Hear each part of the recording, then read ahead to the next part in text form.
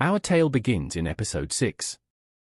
The Purple Team, who are currently called the Romans, currently stretches from Albania to the Basque. Yet here they stick true to their nomadic ideals and withdraw from their Balkan areas, giving them independence. Yet this results in a civil war in Rome as not everyone agrees with continuing the nomadic plan. After all, most of their surrounding lands are discovered and claimed already. Italy breaks free and basically takes the role that the Romans have in our timeline. Yet without the Balkans or Occitania to help them, Italy gets crushed in the War of the Mediterranean and is forced to give land to Carthage, whilst the rest becomes a Carthaginian puppet. With such a tense environment, the Purples align with Brittany, helping them survive their civil war and butterflying away both France and Loire. In episode 9, explorers are sent west to try and discover new land to settle and find the Azores Islands. With joint Purple-Britannic funds, the explorers eventually reach the Americas and start to settle the new lands.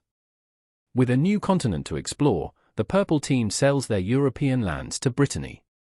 The Purple Team rapidly expands across the continent, reaching the Mississippi and the Great Lakes.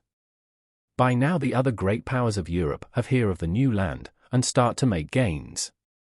The Dutch therefore try to re-annex Britain in episode 9 and manage to take the southern coast of England and rebuild their ports for future colonization of the Americas.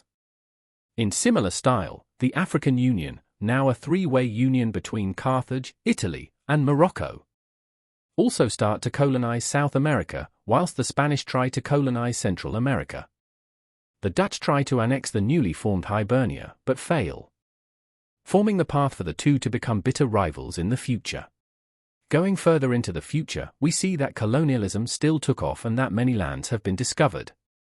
Now the Purples stretch from New England to California and truly have no more land to settle except for Hawaii, which they annex.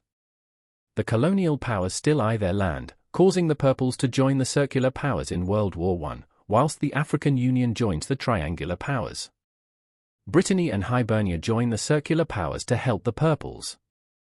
And even more nations join this war on different sides. Eventually, the circular powers do win. The Purple Team annexes the brown colonies in North America, and the former Spanish African colonies become independent, except for the lands taken by Hibernia. The revanchist triangular powers initiate World War II, and would reach far. The American bloc would send aid to Hibernia and Ukraine, but would not join the war directly. Yet after an African surprise attack on the Azores, the Purples along with their American allies joined the war against the triangular powers. After the triangle defeat, the Purples and Ukraine would split Europe and Africa between themselves, and the Cold War would begin.